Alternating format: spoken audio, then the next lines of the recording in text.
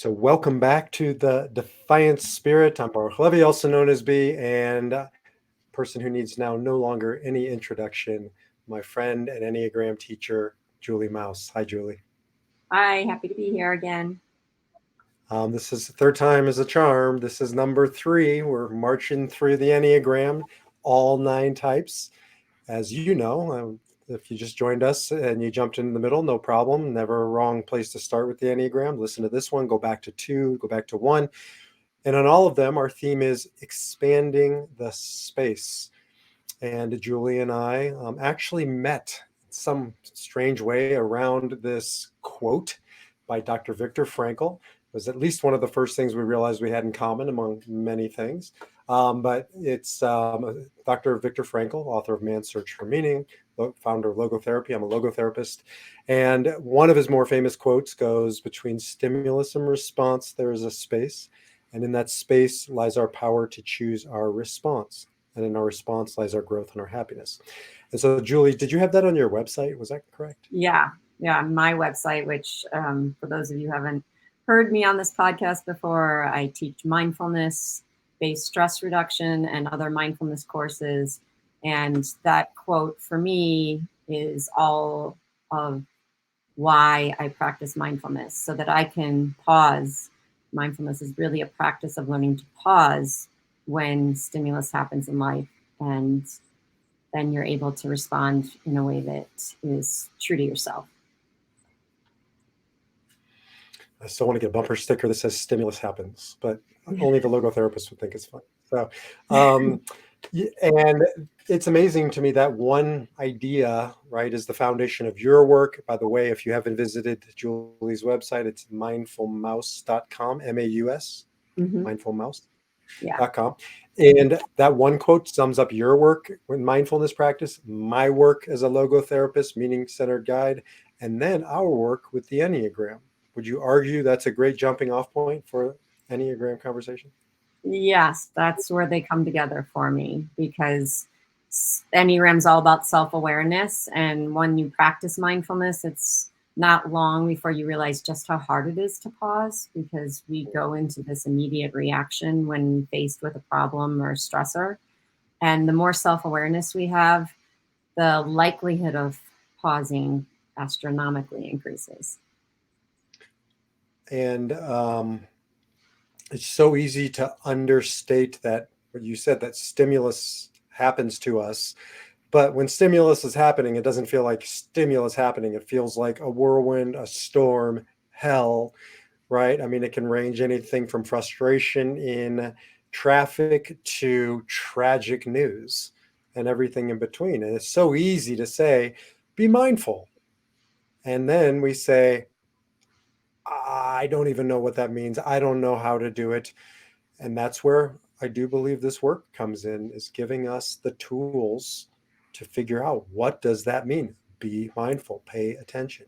Well, there's a lot of just biology that explains why we're not mindful, because our body's constantly trying to protect ourselves, and under a stimulus we go into flight or fight, which means our frontal cortex shuts down and we're operating from our amygdala, and we're not really thinking through how we want to be, how we want to respond to that stressor. Yeah, and to say it in my language or Dr. Frankel's language, very simply, we're in reaction.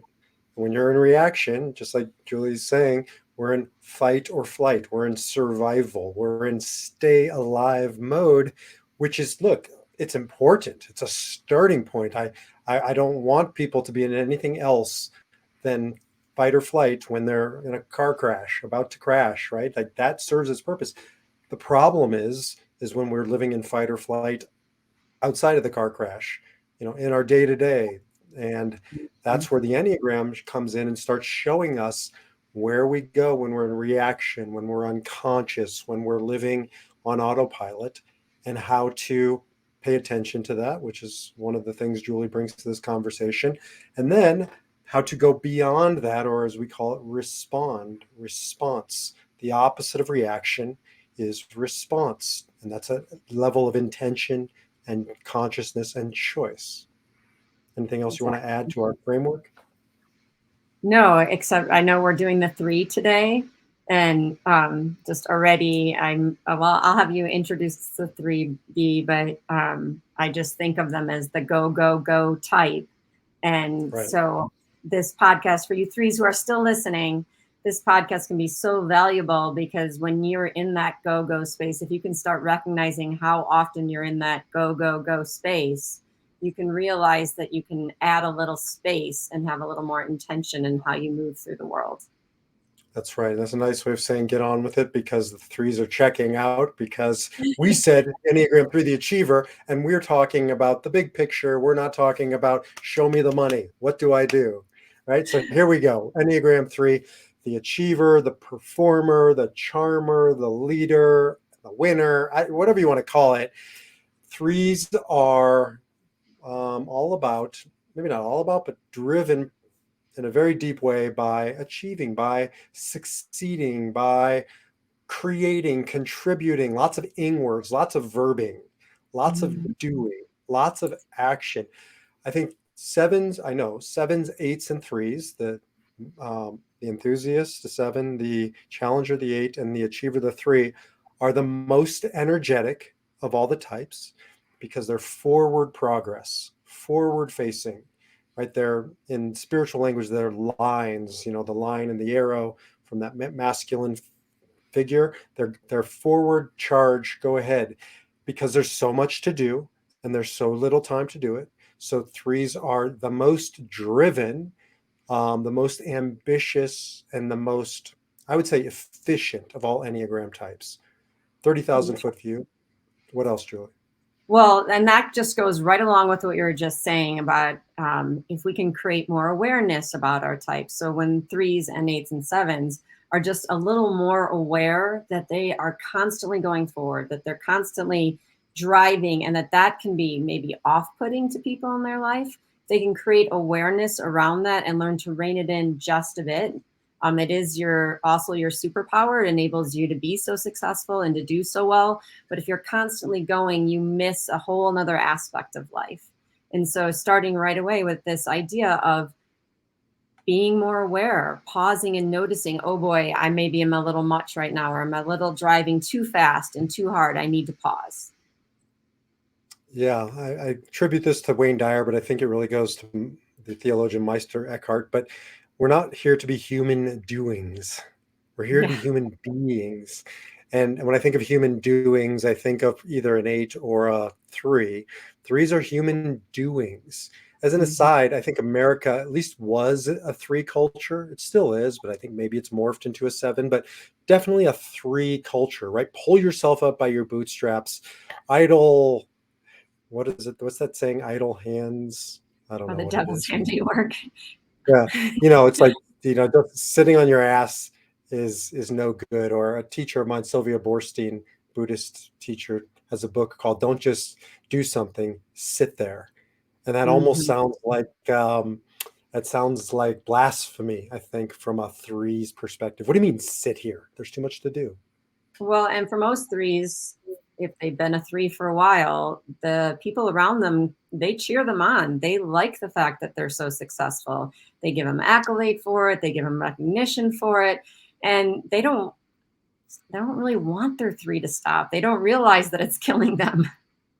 It's true. Literally. I mean, threes I have no data, but I wouldn't be surprised if you showed me like coronary, heart attack issues type things, high blood pressure. I mean, these are driven folks.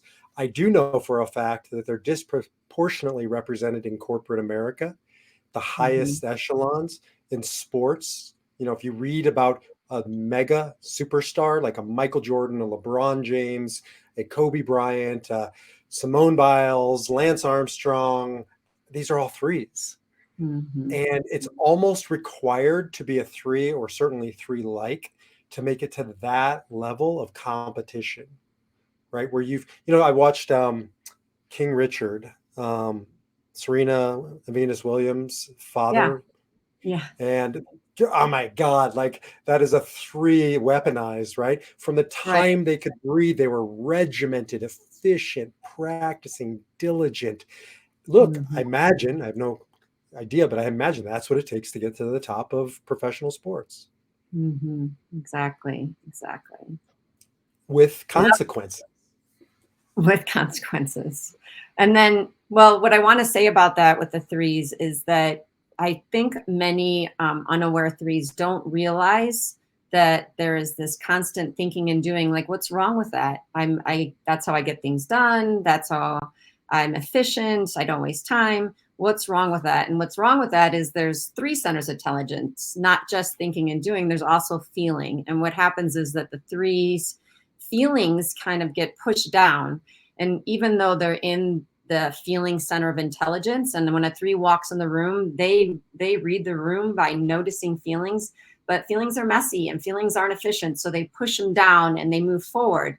And if a three listening right now might be like, well, what's wrong with that? You can't wallow in feelings. You've got to move forward in life. And what's wrong with that is that when you leave that center of intelligence out, you don't operate at your best self. And people can start to be like, ouch, or that they can feel that you aren't sensing how they're feeling, or that you're just moving, charging forward without taking that into account.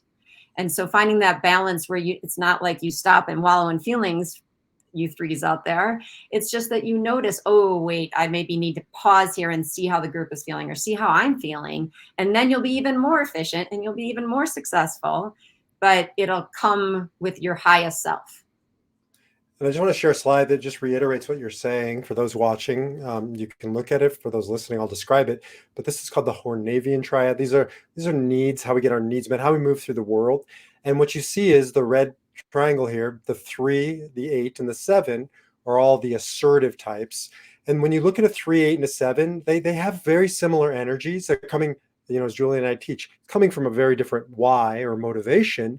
But on the surface, they can look the same, but the consequence is 3 is in the feeling triad, but they're conflicted. So they go away from their feelings, and 8s go away from their feelings, and 7s go away from their feelings. So the 3, 7s, and 8s is the point.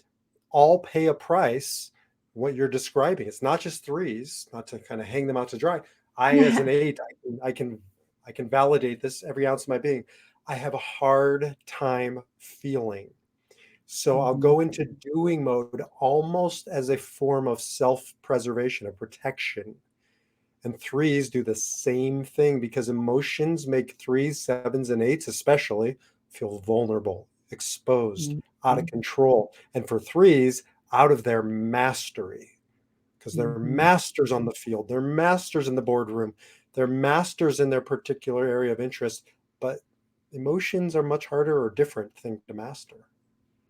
Yeah, and I just want to reiterate that for a 3 to wrap their head around that, getting in touch with their emotions and the emotions of others is actually going to make them better at what they're doing. Because I think they're taught through life, like, leave that aside because you'll be way more efficient and productive and achieve more if you just do the thinking and doing, get into action. But when 3s are able to pause and actually bring feelings on board, they tune in more to the people in the room. They are more connected and personal in their relationships. They're less likely to not see things that they're pretending they don't want to see. For efficiency, they actually tend to notice things more, avoid roadblocks. You will be more successful, 3s, if you can bring that feeling center on board and find ways to do that. And you will expand the definition of success, right? It isn't two-dimensional. That's why we call, our work 360. The circle is a whole. You can't have part of a circle and it still be a circle. And our lives weren't meant to be successful in one area, but to live holistically. And I see this with 3s where they go off to work. Oftentimes that's their battleground of choice, and they're masters. They come home and they're second-class citizens. They don't feel like they have mastery. And so they start weighting their energy, their resources, their time into the area where they know how to succeed.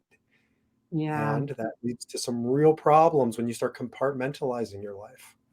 Right. And then for some 3s, they spend so much stepping up to be what people want them to be because they so innately read that. They're so incredible at that. They can change, shape shift almost to be exactly what the organization needs. but they lose themselves. They don't touch into their own feelings of what they want. And sometimes threes will even forget who they are or what they want or what's important to them. Well, it's funny you say that, Julie, losing yourself, because as Julie knows, I know she's where an you're going. Enneagram and she's a nine. Nines tend to lose themselves for a different reason. Sixes tend to lose themselves for a different reason. Threes tend to lose themselves.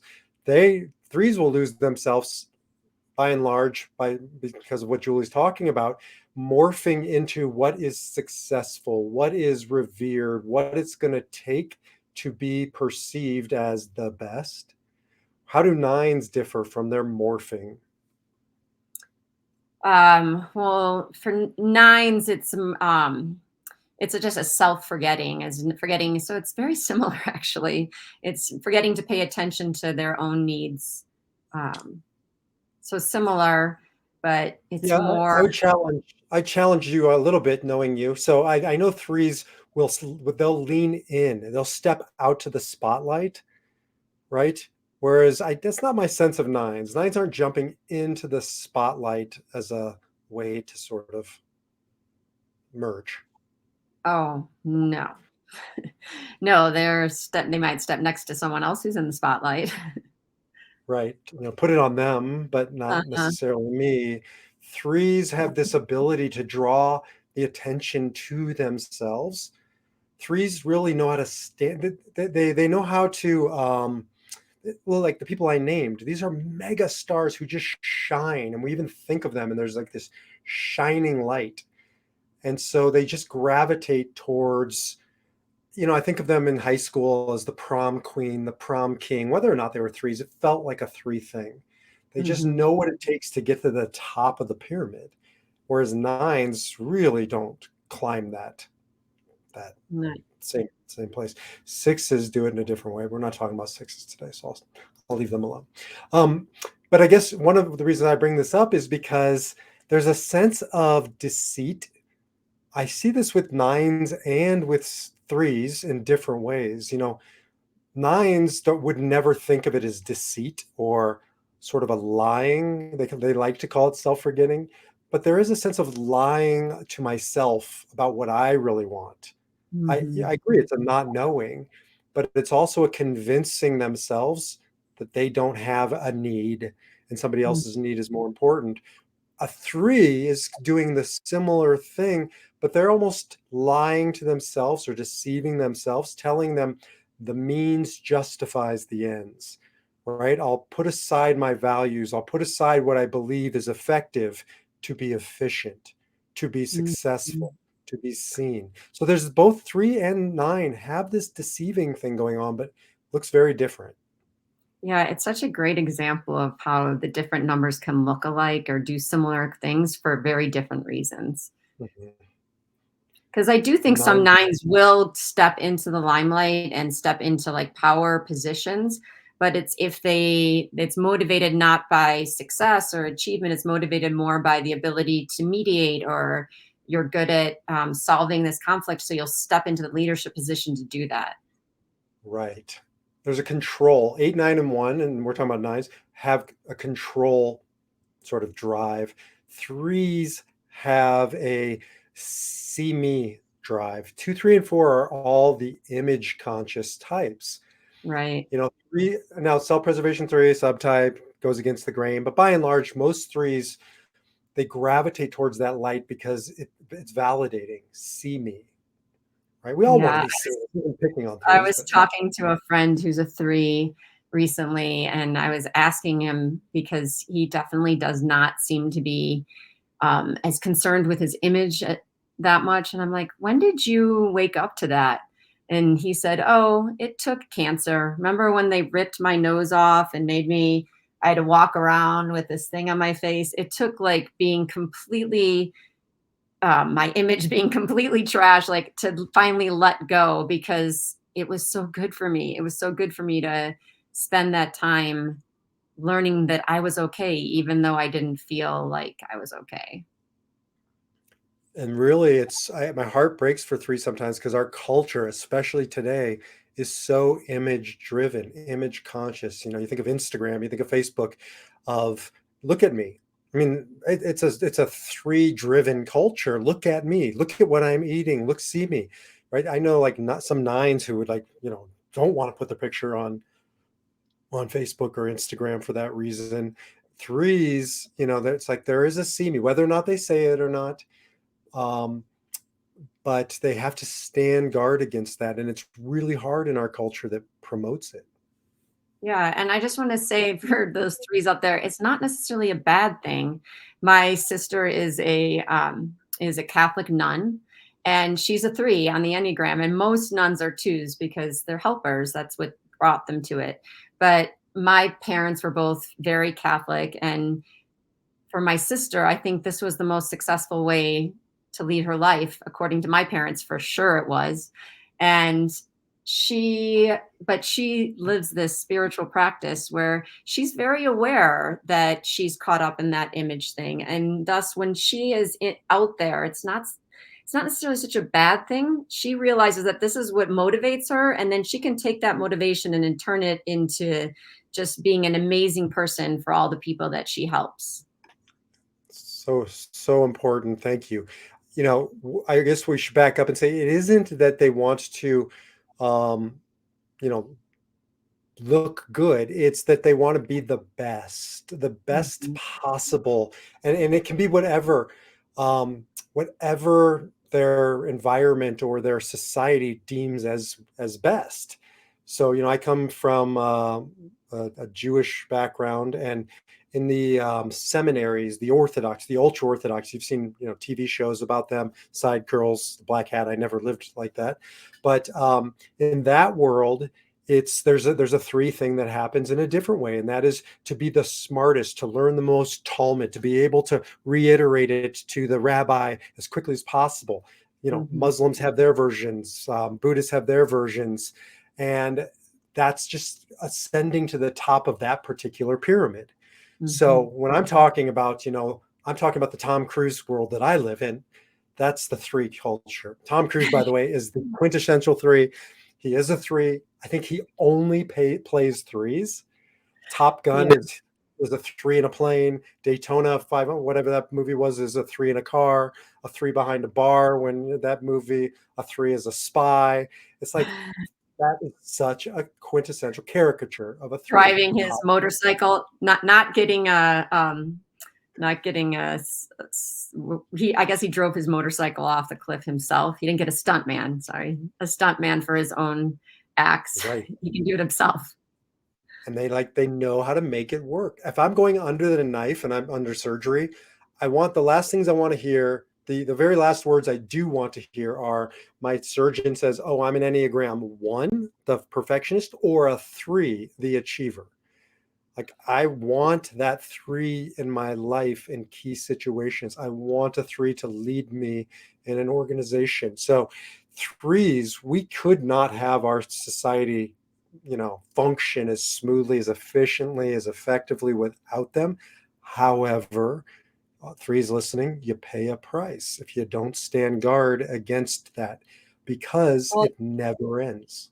and Go not ahead. only do you pay a price, the world pays a price. So you are the people who are leading a lot of our organizations. You are the people that are running companies. That means a lot of people are working under you. And this is where I hope most of you are still listening, that if you want to, like my sister I described, be that three in response, be that three who isn't just go, go, go energy, making everyone around them uncomfortable who can't keep up.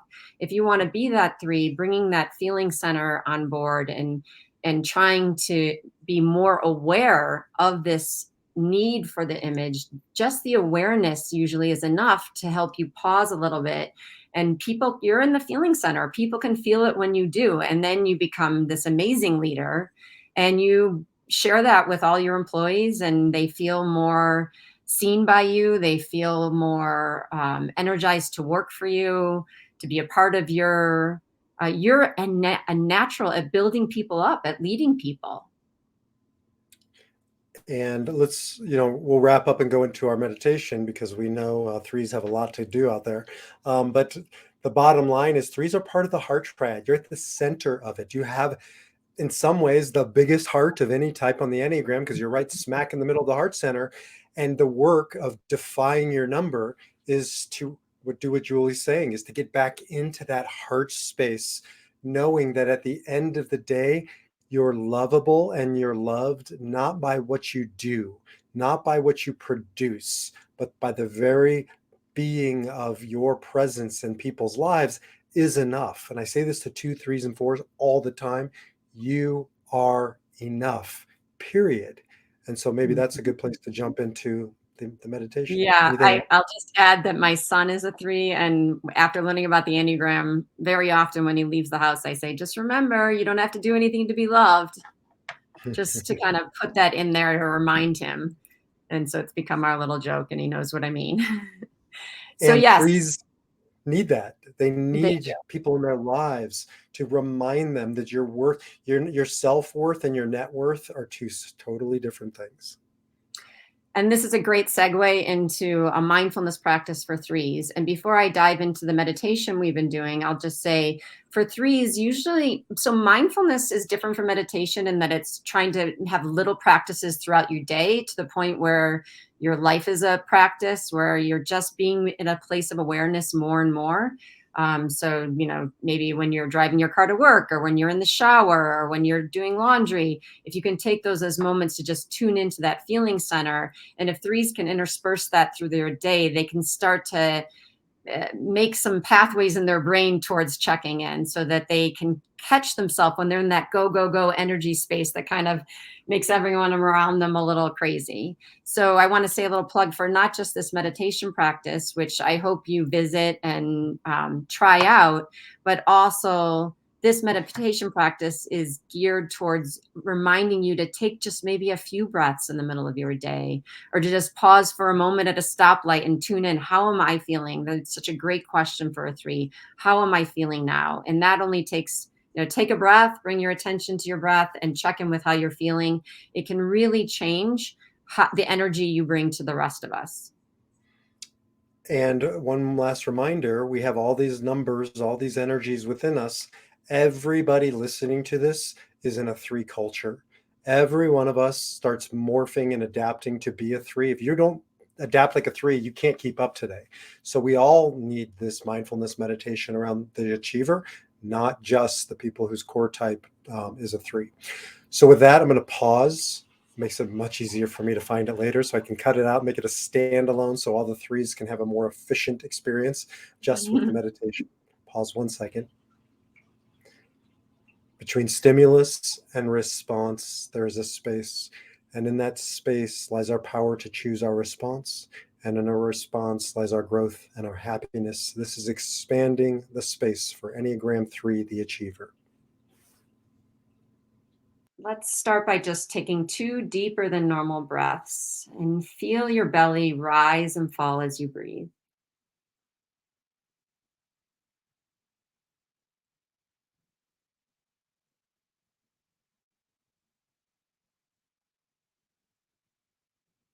And then bring your attention to the bottom of your feet and just notice any sensations that are there: coolness or warmness, contact with the floor. And we're just beginning to bring our attention into our body. So notice when the mind starts to grab your attention, because that's where you threes like to be a lot. That's just you're trying to keep yourself safe. So when you notice that, invite your attention back to the feet because you're exercising your mind right now, exercising your ability to stay present.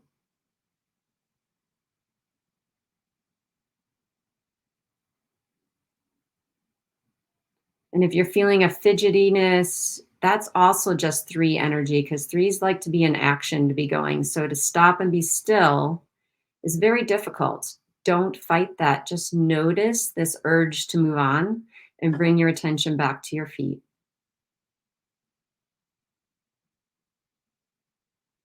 Getting to know that urge will help you catch it when you're out in the world. So just notice the urge to move and see if you can stay still and bring your attention back to your feet.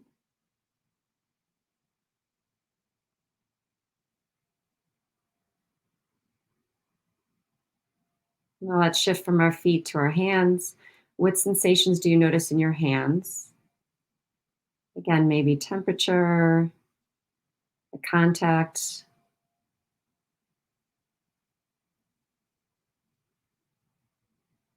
Notice the fingers, the palms, the back of the hand. And now bring your awareness up to your shoulders. Soften your shoulders down and back as you exhale. And now let's bring our attention to our breath and specifically at the belly. So if you can't feel your belly rising and falling, put your hand there and just try and focus your attention on the expansion of the belly as you breathe in, the pause, and then the contraction as you breathe out, and the pause again. Almost as if there's a balloon in your belly expanding in all directions as you breathe in and deflating as you breathe out.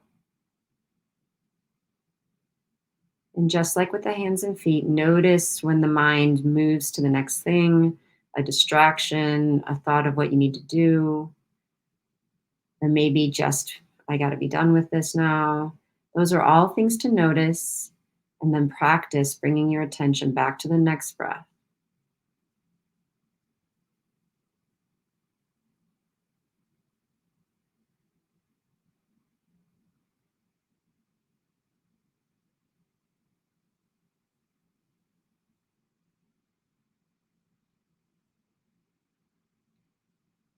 Now place your hand back down on your lap if it was on your belly and bring to mind something that was a failure for you. What do you even bring to mind when you hear the word failure? And see if you can picture that scene or that event or that situation that feels like a failure to you. So notice you've moved from the breath, your attention is now up in your head. You maybe notice not wanting to think about it because that's what the three does. They don't like to think about things that upset them. So just be patient with yourself. See if you can bring to mind something that's a failure. And then once you have it, see if you can notice how your body's feeling from thinking about that. Maybe focus around the chest, the middle of your torso. Threes tend to have a lot of sensation that's coming up and out because they don't want to stay with feelings. So you might feel energy moving up and out. Don't judge the feeling. We're just trying to notice it. Trying to get to know how our body reacts to failure. Again, don't try and change it. Just be curious, like a loving, curious awareness. How does my body react when I think about failure? That's interesting. And notice if the sensation moves or gets more or less intense. See if you can just challenge yourself to stay with it. Stay with that curious, loving awareness.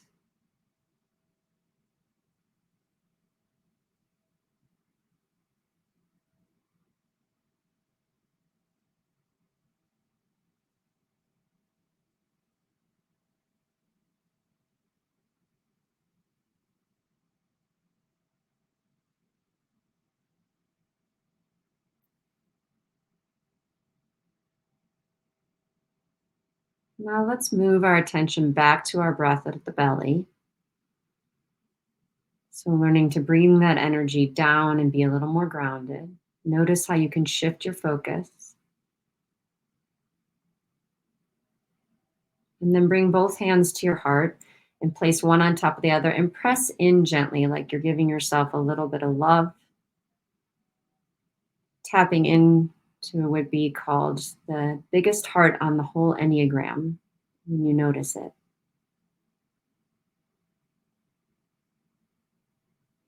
Take one more deep breath in and a softening exhale. And then before you wrap up this meditation, maybe just tune into how your body feels right now after just a very short breath.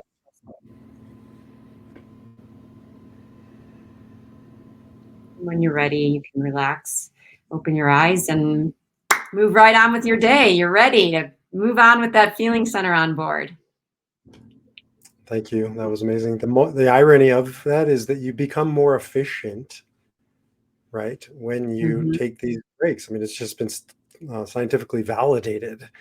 You have a Mm-hmm. certain amount of bandwidth, and then you have to stop doing and get into the space of being. And it's one of the things I love about Julie's practice is it really speaks to the more the less, well, I call them the woo-woo crowd. A little more practical, a little more tangible. Mindfulness practice really has, I think, made its way into our culture because threes can literally wrap their heads around it. Mm-hmm. Yeah. Yeah. So, It's so good for them. And they knew just how inspirational and motivating they were to so many people, including us nines. We just need to feel that heart.